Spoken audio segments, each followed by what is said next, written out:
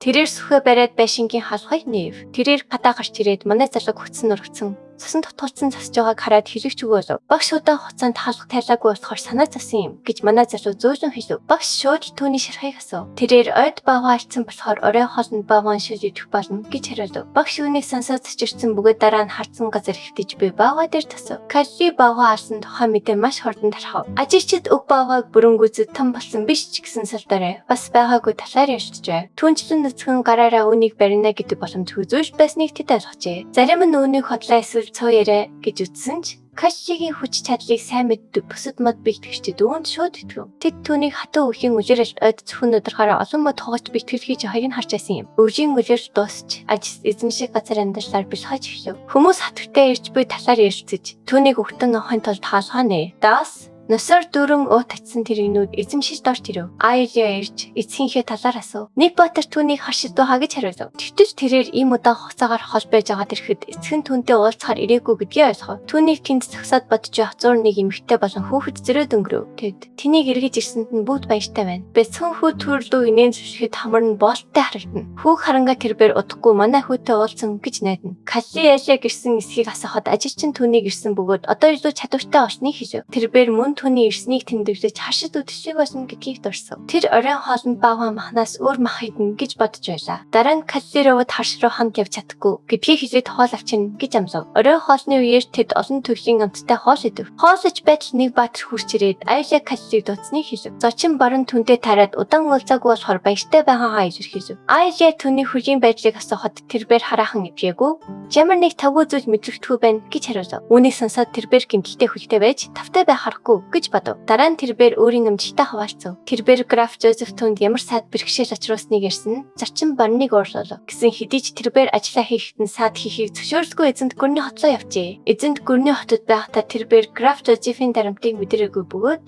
хангамж хожигдож авахд илүү амар байв. Эзэнт гүрний бүс нутаг хүчтэй аримтай гэдгийг мэддэг. Зочин баран үүнийг сонсоод баяртай байлаа. Дараа нь Айлиа тэнд яагаад өөрийг нь баатар хийж дууддаг тухай сонирхолтой түүхийг хуулав. Тэрбээр эзэнт гүрний хотод гэр бүлийн эмчээр ажилладаг байсан. Бурхан эмч гэдгээрээ алтартай эмчийн тухай ярив. Тэрбээр мөч залхахтаа маш өндөр ур чадвартай нэгэн байв. Хэрв тэр мөч тайрах мэс засал хийж чаддаг бол эзэнт гүрний эмч мөн гэдгийг зочин баран ойлгов. Гэхдээ эзэнт гүрний эмч ажис таанд болсон язгууртныг эмчхийн гэдэгт тэрбээр эргэлзэж байлаа. Айлиа түнд эзэнт гүрнийхнийг таньдаг учраас гуйгаж эмчхийг зохицуулж чадна гэдгийг хийж тайшруулв. Тэрбээр мөн тулааны үеэр эзэнт гүрний цэргүүд гэмтэхэд энэ эмч тэдний хүлээж авдаг гэж нэмж хэлв. Тиймээс тэрбээр боксерыг өөртөө авч явж эцэгтэй өөрийгөө буян хишиг авч ирдэг нэгэн гэдгийг харуулахаар шийджээ. Энэ хооронд манай залуу хүлээхүй эмчилгээний талаар бодов. Тэрбээр энэ талаар Айлиагаас асуухад тэрбээр үүнийг бүтээхийн тулд чадах бүхнээ хийн гэж хариулв. Гэвч эзэнт гүрнийхэнтэй уулзах боломжгүй учраас тэрбээр орчлогынхоо жинхэнэ шалтгааныг нөө. Бэлтгэвчийн бааз дээр залуу талаанчид бэлтгэлээ үргэлжлүүлж байлаа. Харин Калли хүлэн идэвх тухай бодсоор байв. Тэгтэл нэг сэр түүнд дөхөж очиод тэнцээнд бэлдэж буй. Давчлагчдын талаар юу бодож байгааг нь асуув. Калли асуултын өтгийг ойлгох гэж төр зогсов. Багш маргааш боксеруудын шалгалт сануулж Такан Ширам гэсэн хоёр нэр төшигчийг дурсав. Тэд хоёр тулаанчийг хооронд нь харьцуулав. Такаян гайхалтай уян хатан хурдтай байхад Ширам хүчрхэг булчин ялах хүсэж ирэмцэлтэй нэгэн байв. Гэртээ харих сэтэл бас агуу хөдөлгөгч хүч гэдгийг Калли харав. Каллигийн хүч удахгүй идэх магадлалд баяртай байх ёстой. Атал яагаад бухимдалтай байгааг тасгалж үзэж ойлгосонгүй. Хожим нь өрөөндөө хитэж байхдаа Калли им хаалгаа үнэхэр боломжтой эсэхэд эргэлзэв. Тэрбээр өгтөд толцсны дараах байдлаа эргэн дурсаж тэр үед энэ тарианаас илүү аз төсөлснийг садав. Хөлийг нь нэмжлэх нь зүгээр хоосон мөөгөө байж магадгүй гэсэн нэрвэлжээ. Түүний толгойд эргэлдэв. Гэсэн хэдий ч тэрбээр шийдвэрээ чангахад Айлиа түүний төлөө хүч гаргаж байгааг мэдж байгаа тул өдөр байхаар шийдэв. Кио Каллиг ширээг хитрхи чанга цохиж байгааг анзаараад яаж байгааг нь асуув. Тэрбээр түнд өрөөнөөс гарч бэлтгэлтэй анхаар хийж хэлв. Гэвч Кио маргааш босрын шалгалт өгөх тус амархаар төлөвлөж байна гэж хариулв. Калли түүний шийдвэрийг гайхаж шалгалтанд орох болсон шалтгааныг нь ойлгож ядав. Энэ бол түүний хийж чадах цорын ганц зүйл гэдгийг Кио тайлбарлав. Тэрбээр чонын гүлвтэй тоглож байхдаа Каллигаас тэнцээнд орцох эсхийг нь асуув. Манай боксер хариу өгсөнгөө бөгөөд Кио яагаад үүнийг хийх шаардлагатай гэж үзснийг гайхав. Маргааш нь боксерын шалгалт эхлэв. Шалгалт өгсөний дараа дадлагч хичээд багшаасаа хангалттай үнэлгээ авбал жинхэнэ боксер болох боломжтой болно. Энэхүү шалгалт нь хэн хамгийн их хүч чадалтай болохыг тодруулах үйл явдал юм. Шалгалтандаа тэнцэн дадлагч хичээд албан ёсоор боксер болох бөгөөд үүнийг олон хүн мэддэггүй. Оюутан бүр соглоос соглон өрсөлд төрчөө сонгоход сонголт гэж дээр өнөв. Шалгалтын хамгийн түрүүнд өгөх болсондоо тэрбээр баяртай байлаа. Кио хүлээхүй онцгой техникийг харуулв. Тэрбээр өрсөлд төч рүүгээ хурдхан өсөрч өрсөлд бичийнхөө цохилтыг алдуулж чадав. Калли түүнийг анхааралтай ажиглаж хүч чадлын хувьд Кио Торис хоёртой хизээч дүүхгүй гэдгээ ухаар. Хоёулаа үнэхээр хүчтэй басан бөгөөд түүний бэлтгэж хатуу байсан ч гэмтсэн хүч нь ур чадвараа бүрэн ашиглахад сайдуужээ. Тэрбээр тэдгээрийг огт гүйцэтгэж чадахгүй байлаа. Гэсэн хэдий ч тэрбээр хүжинхээ өвчнийг үл тоон илүү хүчтэй болохоор шийдэв. Дараа нь Ширамын ээж Жирв тэрбээр Каллиг төхөж очиод тулдахыг шаардав. Каллиг гэмтсэн хөлөө шалтгаалсан тулаанаас тогтож болохгүй гэж тэрбээр зүтгсэн бөгөөд өгн нөлөөлжээ. Каллиг соржтыг хүлээж авч тулдахаар тохиролцоо. Каллиг тулаанд бүрэн бэлтгэгдэжээ. Нэгсэр түүнийг хасагдаж магадгүй ч гэмтсэн хөлөөрөө яаж тоглохыг нь хамаар байна гэж ярив. Тэд түүнийг зүгээр хотлоож иживлэж цаг очиж байна гэж үзв. Гэвч манай хүү Ширамаас яагаад өөрийг нь өрсөлд хүчээрээ сонгосныг асуув. Калли өмнө нь түүнийг ярьсан учраас одоо өшөөгөө авч хүч чадраа бахимаар байна гэж тэр хариулв. Үүнийг сонссоод манай залуу ямар ч дайртаас цавдахгүй гэдрээ хэлээд нүдрандаа сахин сураараа хоёр өрсөлдөгч одоо рингэн дээр нүүр тулан завсна. Ширам Калли яагаад гараа даваагаар оросныг гайхав. Калли түүний хөврийдээ хангалттай хүч чадалтай эсхийг асуув. Ширам Калли хүчрхэр нүдргаараа техникийн ур чадварыг хослуулахаараа алдчихтай санав. Каллигийн гэмтсэн хүч чадварыг нь сулруулсан учраас түүнийг гэж бодов. Ширам ихний цохилтоо хийсэн боловч Калли ямархан болтов. Урам нь хугарсан Ширам дахин дайрсан боловч Калли хүчтэй цохилтоор хариу зөхөж өрсөлдөгчийнхөө амнаас шүл салхилуулав. Үзэгчид цачигдсан байдалтай харж байлаа. Энэ хооронд Торис тулааныг ажиглаж Калли хизээ юм хүчтэй нудрахтай болсноо гайхав. Тэрбээр ороосон нудраараа өрсөлдөгчөө хүчтэй завсаар байсан бөгөөд өрсөлдөрч газар онов. Тэгтэл нэгсэр Ширамаас зүгээр эсхийг нь асуув. Тэрбээр биеийн суларч хавирга нь хоорсны хүжэн зөв гэсэн хэдий ч тэрбээр тулаанаа өргөжлүүлэхээр бэлдэв. Нүдргэн сахин сураар орогдсон ч зөв цэгүүдэд цохиж чадаж байгаагаа Калли ойлгов. Дараа нь Калли Ширам биеийн хүчнээс илүүтэйгээр шийдэмгий байдлаа найддаг гэсгэд эргэлзэв. Каллигийн хүч жинхэнэ бөгөөд бавхаарсан тухай яриа үнэндээ магадaltaйг тэрбээр ойлгож эхлэв. Гэсэн хэдий ч тэрбээр бүхэмцаар байсан бөгөөд гэмтсэн хүчтэй өрсөлдөгчөөсөө яригцнаа хүлэн зөвшөөрөхийг хүссэнгүй. Ширам хажуу бүрөндөө Каллигийн цохилтыг амсаж хөл нь бас гэмтжээ. Тэрбээр очтойгоор хийний хөл одоо зөв ажиллахгүй байгаа гэсэн. Өөр цачирлаар дүүрсэн Ширам Каллигийн хүч чадварт гайхширчээ. Тэгтэл түүний үе тэнгийнхэн яагаад хөдөлгөнгүү нэг газар гүцсэн юм шиг байгааг нь асуув. Гэсэн хэдий ч тэрбээр Калли шиг биш өөрөө хөдөж чадна гэж зүтгэв. Нэг алхам ухарч байгаад Ширам дахин дайрахаар бэлдэв. Калли өөрийн гэсэн цохилтоор хариу барьж яхад тэрбээр хүчтэй цохилтөгсөөр урагшаа зүтгэв. Эцэст нь Калли шийдвэрлэх цохилтөгч Ширамын газар онгов. Өөрийг нь өрсөлдөж хүчээр сонгосон нь нартай байсныг Калли түүнд хэлв. Калли бол жинхэнэ огирт анчин мөн гэдгийг Ширам одоо ойлгов. Урам нь хугарсан Ширам багш нарыг Каллиг өмнөх шиг хүчтэй биш гэж хорсон хэмээн буруутгав. Багш нар хинч түнд хотлоо яриаггүй гэж хариулв. Калли түүхийн хүчнээс илүү техниктэй гэдгээрээ өргөж жалгардаг байсан. Гэхдээ түүнийг ийм хүчтэй нудраг гаргаж байгааг орд өмнө нь харж байгаагүйгээд хүлээн зөв. Өрсөлдөгч нь Калли ганцхан үлржийн дотор ийм гайхалтай хүч чадалтай болж чадсныг гайхав. Тэрбээр түүний хүндүрстэй мангас огир шиг хүн гэж бодож эхлэв. Торис тулааныг ажиглаж явахдаа Каллигийн өөрчлөлтөд мөн адил гайхширчээ. Анхаарлаа техникт бос жинхэнэ хүч чадварт шилжүүлнэ гэж тэрбээр бодоогүй байв. Боксер болохын оронд ямар ч хамаагүй үнээр цохоор шийдэж тулааны стратеги өөрчилснөө мэддэг. Каллигийн хөл хэвийн ажиллахгүй байгааг анзаарсан Торис түүний хүч чадал шийдэмгий байдлыг хүлээн зөв. Сонирхлыг нь татсан Торис түүнийг тулаанд дуудаж хүчээ сорж үзхийг хүсв. Калли хүч чадлаа дахин нэг удаа батлахаар шийдэж соржтыг хүлээж авахаа шийджээ. Гэмтэлтэй хүчгээ тушбахан дарамт болохыг мэдж байгаа ч шантарсангүй. Сорогчид шалгалтаа өндөрлөөсний дараа богинохон амралтын ар тавар иржээ. Хатагтай навчирсан хөлсний цэргүүд нутаг дэсгэрээс гарч чадлаа. Тэд түр саатаж амархад Калли тэднийг ажиглав. Хөлсний цэргийн хөцтэй нэг өхөн манай залууг анзаараад тэдний эцэгтэн таалсан хүн царай шиг юм гэж боджээ. Тэрээр бос хүн болохоор царай цэс нь ямар ч даваатаас олохгүй гэж тайлбарсан ч охин түүний царайнд дуртай болохоор үнийг таасангүй. Охин өөрийгөө салиун хөлсний цэргийн бүлгийн салиун хэмээн танилцуулав. Тэрээр эдгээр хөлсний цэргийн авлагч бөгөөд тэд тиймч мөн хүмүүс биш гэж ярьлаа. Манай залуу түнд өөрийнхөө нэрийг хэлэхэд салиун хэдийн түүний тухай сонссон байжээ. Тэрээр бавгаа алсан хүн нь мөн эсхийг түнээс асуув. Цэргүүдийн нэг нь авлагчийг майхан басгахад туслахыг хүсэн дуудлаа. Калли туслахаа санаж болгосон ч салиун түүний хүлийн хүчнийг мэддэг болохоор татгалзав. Яг энэ үед айлаа төхөж ирээд манай залуугаас зарим чухал зүйлийн талаар асуув. Тэрээр хүн бүр түүний эрүүл мэндийн асуудлыг мэддэг бөгөөд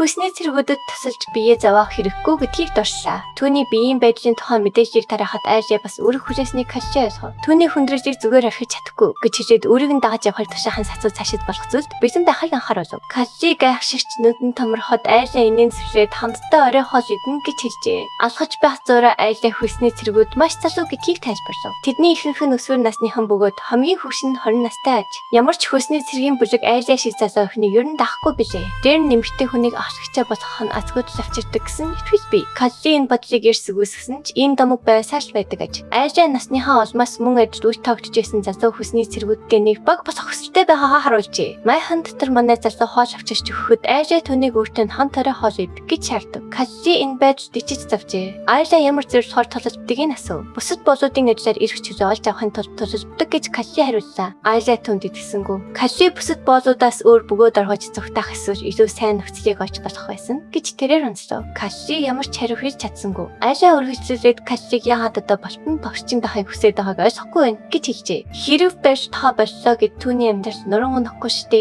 гэж тэрээр мархав. Тэгээд тэрээр эрүүл хөл эсвэл эрх чөлөө хоёрын аль нэгийг сонгох болбол алийг нь сонгох вэ гэж асуув. Калли хэрв гэдэг үгэн дургүйгээ шууд хэлжээ. Үүний дараа тэрээр хэрв гэмтэлтэй хөлөө үж тоохоо болвол өөрийнх нь эцгийг япхаад түүнийг эрх чөлөөтэй болгож өгнө гэж хэлсэн юм. Гэсэн хэдий ч Каллиг эрх чөлөө тунц сонирн биш байв. Тэрээр зөвхөн араасаа ялалт цогож хамгийн хүчтэй гэдгээр баталгааг хүсдэг аж. Алт мөнгө өнөд дэвжтэй байснаас хав илүүтэйгээр ялагдсан багчид өөрийнх нь өмнө хэвтэж явахыг харахыг илүүд үздэг байна. Тиймээс тэрээр эрх чөлөөний оронд эрүүл хүчийг сонгожээ. Ярианаасаа залхсан Айжаа яриаг өндөрлөд майхнаас гарч чадлаа. Тэр шин орондоо орохдоо тэрээр Каллиг тэнэг амтан гэж боджээ. Хэрэг хизээ нэгэн цагт дурлаа гэхэд турдаж амьдралаа өрөөд дууссан байх тул дэндүү оройцсон дахолно гэж тэрээр бодсон аж. Өдөлгүй сашааван Каллиг зөксөөгөөд түүнийг гонивсонгүй байгааг анзаарав. Энэ нь хүлтэнд холбоотой гэж таамаглаад түүнийг бахан төвчээртэй дахыг таашруулжээ. Тон утгагүй тэд Корн химээч чөлөөд хотлоо хөдлөх болно. Калли Корны тухай өөрт өмнө хизээч сонсож байгаагүй. Түр саживан үнийг нөхсөө залгамжсэн ноёдгүй хот гэж тайлбарлажээ. Энэ бол арт иргэдийн сонголтоор ноёноо тодруулдаг тусгай хөдөлтааны бүс аж. Баян хөдөлтаачид сонгуулийн сурталчилгаанд асар их мөнгө зарцуулдаг бөгөөд дас төгшгийн ард авшиг өгөх хүн хулгайлах бүр хүн ас хөвчлөх хэрэг гардаг байна. Хэдий тэмч энэ хот маш амьд бөгөөд үзэсгэлэнтэй харагдана. Корн руу ороход Айжаа аюулгүй байдлын шалгалтанд хамрагджээ. Авсах ажилтан түүний баримт бичгийг шалгахтаа хоноггүй харцаасан байсан ч хотын захиргаанаас сонгох боломжтой аж. Каллигийн чанд энэ бол яаж чүгүү чан гэдгийг ойлгосон харуулыг айсууж архив. Хотод зэрлэг амтан ороос хориотой тул үүний чантай релизжүүлсэн нохоо гэж Калли түүнд итгүүлэхийг оролдожээ. Ровог хуцгыг Калли тушаасан ч тэрбээр татгалзав. Гэрээч харуул тэдний явуулжээ. Чона нохоо болгож итгэхтэйгээр хөдөлгөхийг чадсанд нь саживан хурцтай нарахгүй нэ. Бүлэг хүмүүс ясны дараа харуул бүгдийг явсан эсхийг шалгаад өөрний харуулт ажис гэрийнхэн хот руу орж ирсэн тухай мэдээлв. Корн хот маш хөдөлгөөнтэй байх бөгөөд годамжинд инээн сэрсэн хүмүүс олон байлаа. Үсэн өнгөсний зөксөл гэр саживан далайн үнэрт татагдан биширчээ. Харин манай залуу сашими болон сажуу авахыг хичнээн хүсэж байгаа тухайга бодож явлаа. Гинт сашиг зөрөгт хуудас тугаад Каллигийн гар дээр авчирв. Түүнийг уншиж хөвшгөд саживан баяртайгаар Корны боксийн тэмцээн эхэлж байгааг чангаар залуу. Тэмцээнд оролцохын тулд энгийн тулаанаас ялгаатай боксчид оролцооны хурамч төлөх шаардлагатай байдаг аж. Гэсэн хэдий ч хэрэг боксчин ялгал шаринжийн санаа нь асар их байдаг. Боксийн тэмцээн үзэх дуртай саживан өөртөө хамт явахыг Калли дуртай хэлжээ. Талбай дээр олон хүний хамар дор зодон гар чангаар хашгирч чимээ гарснаар тэдний яриа тасарчээ. Корны харуулын дараах Леонард тэргүүтээ цэргүүдийн хэсэг хөсний цэргийн тасварлаа бүслэн очээ. Леонардо хатагтай Айжааг хууж бүсдсэн тэрвэрсэн гэсэн мэдээж хүлээн авсан гэдгээ мэдэгдэн мэдчихжээ. Тэрээр түүнээс яг нэрхэн хормын туш өөрийн дагаад явахыг хүсв. Айжа хэдийн шалгалтад орсон бөгөөд бүх зүйл эмх журамтай байгаа гэвшээ хэлээд уг бүрөдтийг ирсгүүсгэв. Леонардтай хамт явахаас татгалзсан ч тэрээр асуудлыг 50 замаар шийдэхийг хүсвэл өөрийг нь даах ёстой гэж шаарджээ. Аюулгүй байдлын газрын хүлээн авах хэсэгт Леонардо бүрөө тос хөдөл болохыг хүлээн зөвшөөрөв. Айжа Жозефин гэр бүлийг уурлуулсан гэж үзэж байгаа.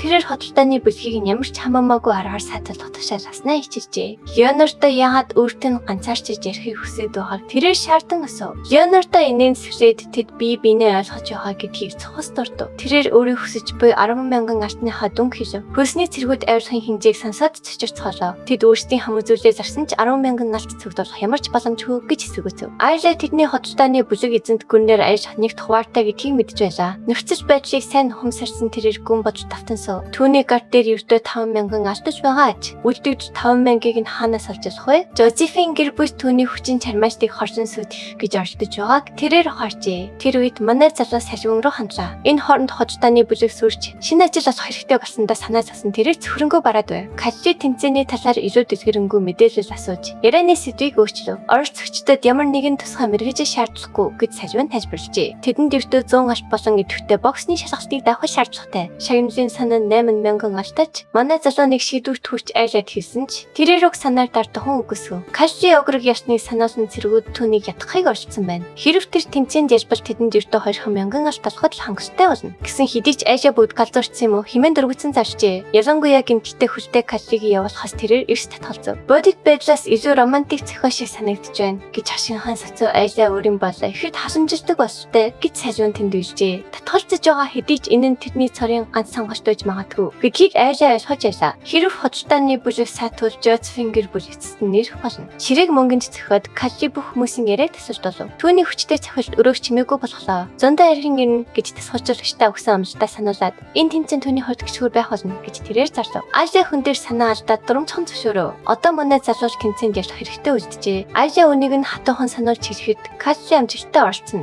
гэж дуртай юмсаа. Саливан дагуулад манай залуу тэмцээнд бүртгүүлэхээр яваа. Гэмтэлтэй хүчтэй хүн анх удаа оролцож байгаа тул зохион байгуулагч түүнийг бүртгэхээс саргалав. Саливаныг халдсан хүнийг зааж өгөөд тэр бол тэмцээний шүгч болохыг тайлбарлжээ. Рингийн дээр тэр залуу өөртөө өвчтэйгээр хашгирч 90 тонныхоо бүх хүмүүсийг шоолон дагаж байлаа. Богчдын оронд гэртээ хараад сүү ухстай эрх хүүхдүүдийг явуулсан байна гэж тэрээр хашгирч байв. Халдсан залуу өөрөө яг л нэг хүүхэд шиг харагдажээ гэж салиун буцааж хашгирчээ. Ямар нэгэн дуурайн шуугинаас зайс хийхийг хүссэн Каши салиунгаас холдохыг оролцсон боловч тэр эмэгтэй хэдийн нууртай нарахгүй болоход атсан байв. Халдсан залуу манай залуу дээр хараагаа тогтоож байгаа царилттай байдлаар рингэн дээр гараад эргэж ташаажээ. Каши ринг рүү зөвшөв. Үзэгчид түүнийг алхаж байгааг нь азмайран ажигч цаажээ. Хөгжлийн бэрхшээлтэй хүн энд юу хийж ясныг тэдогт ойлгож чадахгүй байв. Энэ газар бол зөвхөн тэмцээнд оролцогчдод зориулагдсан тул түүнийг хурдан алгах ёстой гэж тэд бодож байлаа. Каши шүүгчийн өмнө очиж зогсоод өөрийгөө оролцогч мөн бөгөөд энд байх бүрэн нэртэй гэвь бацхан харуулв. Шүүгч үүнийг ойлгох гэж өчрөө олохгүй мөнгө нан. Мэдээ. Ямар цаг үе вэ? Бүр ярьж чадахгүй хөвгүүд хүртэл боксинг тэмцээнд оролцохыг хүсэх юм. Халзан өрсөд бичин Каши сургамж өгөө шийднэ. Каши өдрөө чанга атхан шийдэмгийн харцтайгаар рингэн дээр харна. Энэ хооронд ойролцоо нуугдсан салиун болж би үйл явцыг аж ихнэ. Тэр Каши үнэхээр огор алагч мөн эсэхэд иргэлцэн. Өмнө нь зүгтаасандаа харамссан ч энэ бол жинхэнэ огор алагч мөн бол бүх зүйл сайхан болно гэж өөрийгөө тайвруулна. Каши зөвхөн ялхад хангалттай гэдгийг мэдэж байв. Хэдхэн секундын дотор үзэгчид тэр дундаа салиун гайхан цочиртна. Хин ч харж буй зүйлдээ итгэж чадахгүй байв. Халзан өрсөлд бичин рингэн дээр сунж унахад Каши байрандаа зогссоор үлдэв. Хөс гэмтэлтэй хүн түүнийг хэрхэн ясныг ойлгож чаддаггүй. Каши өрсөлд төчөө цааш үргэлжлүүлэх хэсгийг тайван асуухад сажуун инээд алтан Кашигийн ялалтыг тэмдэвшнэ. Энэ ялалт санамсаргүй зүйл биш бөгөөд тэр ийм хүчтэй цогцолтыг анх удаа харж байгаагаа ойлгоно. Гэсэн хэдий ч Каши өөрийн амжилтыг өрсөлд төчийнх нь анхаарч болгоомжгүй байжтай холбон тэнч өөдрөг биш байв. Саливан өрсөлд төчийнхөө хамгаалалтыг бөөрөлх нөөрөө ур чадвар юм хэмээн барахад Кашигээ хастай гэж магтана. Гинт тэр Кашийн дотоод хараагаар харж түүний ойрог олж харав. Энэ нь болын ороогоос тис өөр гэдгийг тэр ойлгоно. Тэр нь маш тод бас гялцсан байв. Язгууртнуудын хатгтээ яагаад энэ залуу дурсны салиун одоо ойлгов. Тэр шин Каши онтод хэвтвэхтэй тулааны талаар эргэцүүлэн бодно. Өрсөлд бичин зөвхөн биеийн хэмжээ хүч чадaltaа найдажсэн учраас ялхад амархан байсан гэж тэр бодно. Гэхдээ ирээдүйн өрсөлд хүчит нь хөдөлгөөн хязгаарлагдмал байдлыг нь ашиглавал асуудал үүснэ гэж Каши санаа зовж байв. Маргааш өдөр нь үдийн хоолны дараа тэмцээн албан ёсоор эхэлнэ. Оролцогчдын жагсаалт гарч бэлтгэгдсэн хүчтэй тулаанчид өрсөлдөхөөр бэлтгэнэ. Бэлтгэхийн өрөө хөсний үнэрт хаанхлах бөгөөд айлаа дөрвөөцөн хамраа дарна. Тэр яагаад өөрийг нь энд дагаад ирснийг Каши ойлгохгүй байв. Саливан муу хамар амаа тагсан тэднийг дагалтна. Эхний учраар тодруулах суглаа эхэлнэ. Каши дөрөвдүгээр дугаар соголов. Түүний өрсөлд хүчин 3 дугаар байв. Энэ тэмцээн нь энгийн тулаануудаас ялхаатай болохыг саливан тайлбарсан. Хагас шигшээд их эмэгтэйчүүдийн тулаанаас бусад өдөр бүр Каши тусалдах шаардлагатай болно. Ялахын тулд тэр дарааш нь 5 удаа ялах ёстой. Хэрв тэр ихэндээ хүчтэй өрсөлд хүчтэй таарвал яах вэ гэж тэр санаа зовж байв. Гэмтэл хуримлагдах магадлалтай тул энэ нь сул тал болж боцсгүй Каши ойлгож байсан.